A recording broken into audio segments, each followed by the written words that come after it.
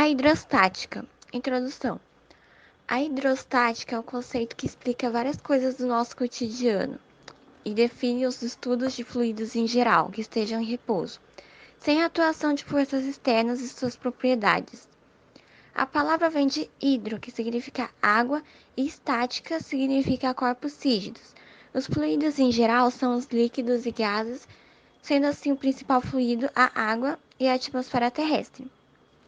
Estamos constantemente em contato com fluidos, já que a maior parte da Terra tem água e atmosfera terrestre. Histórico. Os estudos da hidrostática tiveram surgimento na Antiguidade Clássica, começando por Arquimedes. Ele foi um grande físico, inventor e matemático que estabeleceu o Teorema de Arquimedes, referente à força que age sobre qualquer corpo mergulhado no líquido, o que foi muito útil para solucionar problemas da época como o do rei. Após disso, teve a contribuição do matemático Simon Stevie, que desenvolveu uma análise sistemática das razões que levam o líquido a exercer força sobre os corpos imersos, ao verificar que a pressão que um líquido em equilíbrio exerce sobre uma superfície dependendo da altura da coluna de líquido, sendo independente do tamanho e da forma do recipiente que está contido. Em seguida, foi o italiano evangelista Torricelli, que ele era um físico e matemático que conseguiu chegar na conclusão de que a pressão exercida contrabalanceava a pressão exercida pelo ar atmosférico e que a pressão atmosférica ocorre por mudanças de acordo com a altura. E por último, o francês Blaise Pascal, que foi físico, filósofo, inventor e matemático que comprovou que a pressão exercida em um ponto de um líquido se transmite a todos os outros pontos e que a pressão atmosférica realmente diminuía conforme a altitude aumentava. E ainda inventou a prensa hidráulica, que promoveu um grande avanço para esse tema. Teórico. Os principais conceitos utilizados na hidrostática são pressão, densidade e empuxo. Pressão. A pressão hidrostática é aquela que existe no interior de um fluido em equilíbrio. Fluidos são substâncias que têm um formato definido pela forma do recipiente em questão. Podem ser líquidas ou gasosas. Essa pressão é exercida pelo próprio peso do líquido e seu valor depende da profundidade, porque quanto mais profundo o ponto analisado está no recipiente, mais fluidos há fazendo pressão sobre ele. Observe a figura abaixo. No exemplo, a pressão exercida sobre o ponto B é maior do que a exercida sobre o ponto A, porque tem mais líquido em cima dele. Já no caso do ponto B e do ponto C, a pressão é a mesma, uma vez que estão na mesma profundidade. A fórmula da pressão hidrostática pode ser P é igual a D vezes H vezes G, ou P é igual a F1 sobre A. F1 é a força-peso, que é igual a massa vezes gravidade. Teorema de Stevin. O Teorema de Stevin é conhecido como a lei fundamental da hidrostática. Essa teoria postula a relação da variação entre os volumes dos líquidos e da pressão hidrostática. Ele diz que a diferença entre as pressões de dois pontos de um fluido em equilíbrio é igual ao produto entre a densidade do fluido, a aceleração da gravidade e a diferença entre as profundidades dos pontos. Seja um líquido qualquer em um recipiente, escolhemos dois pontos arbitrários Q e R, como mostra na imagem. As pressões em Q e R são: pressão Q é igual a D vezes H de Q vezes G, e a pressão de R é PR é igual a D vezes H de R vezes G. A diferença entre suas pressões é expressa por variação de P é igual a D vezes G vezes variação de H. Teorema de Pascal. O acréscimo de pressão exercida num ponto em um líquido ideal em equilíbrio se transmite integralmente a todos os pontos desse líquido e às paredes do recipiente que o contém. Pegando como exemplo a imagem no slide, o acréscimo de pressão no ponto 2 será igual à do ponto 1. Os pontos 1 e 2 sofrem o mesmo acréscimo de pressão. Esse acréscimo é gerado por uma força F e é transmitido igualmente por todo o líquido.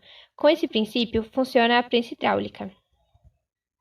Agora, pegando essa outra imagem, o acréscimo de pressão na área 1 será transmitido por todo o líquido e essa diferença será transmitida também à área 2. Com isso, você descobre o valor da força do outro lado e repara que o lado com maior área é a maior força. Densidade e massa específica. A densidade mede a quantidade de matéria contida em certo volume. Em relação à densidade do corpo e do fluido, temos que, se a densidade do corpo for menor que a densidade do fluido, o corpo flutuará na superfície do fluido. Se a densidade do corpo for equivalente à densidade do fluido, o corpo ficará em equilíbrio com o fluido. E se a densidade do corpo for maior que a densidade do fluido, o corpo afundará. Ela é definida com base na água pura em temperatura ambiente de 25 graus e tem a densidade de 1 grama por centímetro cúbico. Ou seja, se a densidade do corpo for menor que 1 grama por centímetro cúbico, ele flutuará. Caso contrário, o corpo afundará. A fórmula da densidade é dada por densidade é igual a massa sobre volume.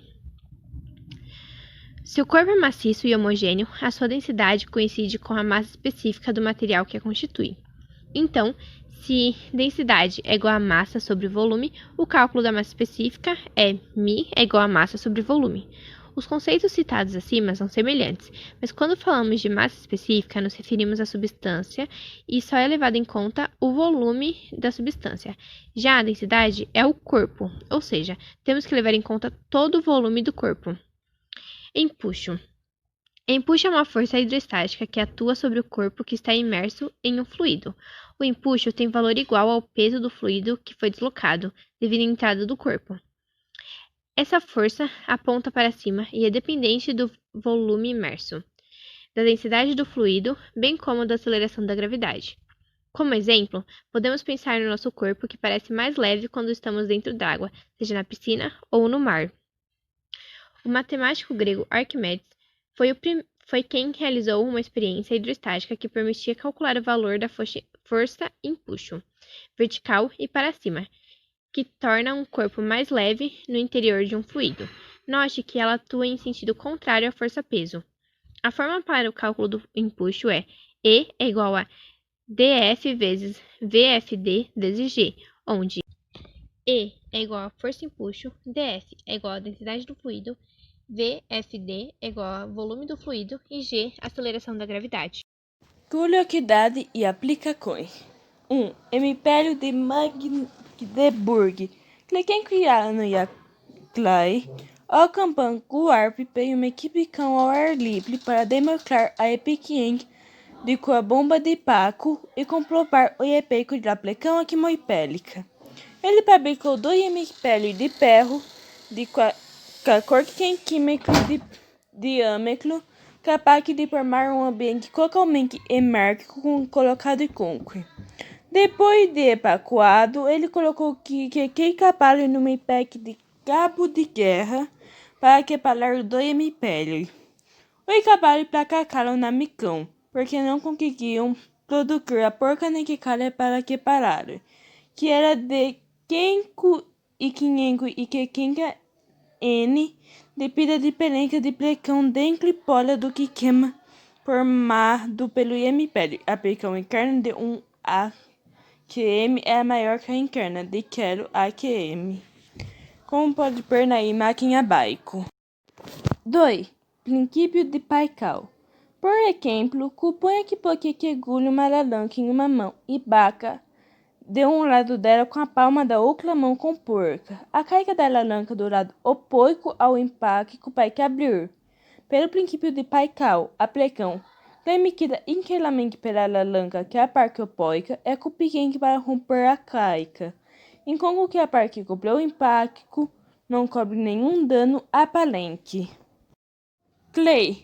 Pleio hidráulico. O pleio hidráulico a tambor com uma ferramenta de extrema importância no sistema de engrenagem de algum modelo automotivo e baseia-se fortemente no modelo da prensa hidráulica e, consequentemente, no princípio de Pascal. No primeiro esquema de uma prensa hidráulica, cilindro de pelo hidráulico e a tambor funcionam como uma prensa hidráulica dupla, multiplicando a força sobre o fluido pela razão que a área do cilindro e a área do tubo de alimentação, como pode observar na imagem abaixo. 4. O canudo mais longo do mundo. Na época que Galileu, um conclusor, projetou uma bomba a espiante muito elevada, mas verificou que a água não podia ser apilada a uma cula superior a 10 metros,Cle.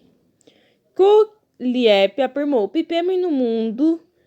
vivemos no fundo de um oceano de ar que, conforme Michael Pelienka, quem dúvida, quem peco.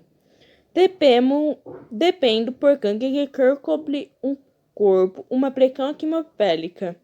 Que a pressão era quickamente suficiente para levar uma coluna de água a uma altura de cerca de 10 metros, Conani previu que elevaria uma coluna de mercúrio, que ponto que pegue mais dentro que a água, a uma altura de 10,3 metros. A experiência, conhecida hoje como experiência de Conani, foi realizada em 1943 porque o colega Pincenco Pipiani, um cubo de vidro de cerca de 1 metro de comprimento, pecado numa extremidade e cheio de mercúrio, foi invertido num cubo de mercúrio compacto antes com o dedo à extremidade aberta.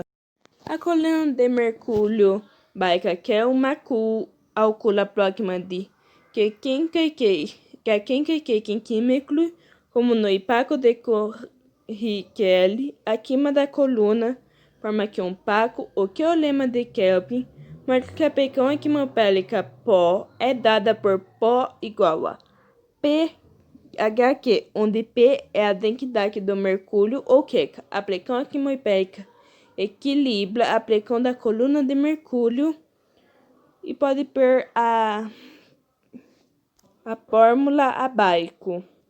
Aplicações. Algum exemplo de aplicações da lei de higrométrica no dia a dia? Sistema de freio do automóvel. Quando o motorista pica no pedal do freio, provoca uma pressão que atua sobre um compartimento com óleo. A pressão que se emite por todo o óleo, inclusive dentro de um sistema de cubo, que vai cobrir as rodas do carro, clapando-as. Colocando o óleo no sistema de freio, o carro não para. Por isso, é importante a verificação do nível de óleo no automóvel. Comer um refrigerante com canudinho. Quando que puga com a boca o ar de um canudinho, a pressão diminui no interior do canudo, pois o ar que permanece que espalha e faz com que a pressão dentro do canudo fique menor. Então, como a pressão atmosférica no líquido não se modificou, ela empurra o líquido para dentro do canudo. A pressão arterial, PA, refere-se à pressão exercida pelo sangue contra a parede das artérias. A pressão arterial, bem como a de todo o sistema circulatório, encontra-se normalmente um pouco acima da pressão atmosférica, sendo a diferença de pressões responsável por manter as artérias e demais vasos não colapsados. Em uma pessoa saudável, o valor da pressão pode variar continuamente, dependendo do estresse, a emotividade ou se está fazendo atividade física. A prensa hidráulica é uma espécie de máquina desenvolvida pelo homem, é baseada no princípio de Pascal da hidrostática. A prensa hidráulica teve uma importância muito grande na Revolução Industrial e também para o desenvolvimento da atual sociedade tecnológica. O princípio de Pascal diz que o acréscimo de pressão exercida em ponto qualquer dentro de um líquido ideal em equilíbrio se transmite integralmente a todos os pontos contidos no líquido e às paredes do recipiente que o contém. Arquimedes e a coroa do rei. Arquimedes foi um físico, matemático e inventor nascido em 287 a.C. na colônia grega de Siracusa. Filho do astrônomo Fidés, ele estudou na Escola de Matemática de Alexandria, a qual havia ele teve vários contatos tecnológicos na época. Concluindo seus estudos, Arquimedes retornou a Siracusa e iniciou o desenvolvimento de seus projetos. Ele ficou muito famoso por causa de suas revolucionárias invenções. O parafuso de Arquimedes, utilizado para elevar a água, e as catapultas, armas de guerra, são exemplos de criações desenvolvidas pelo físico.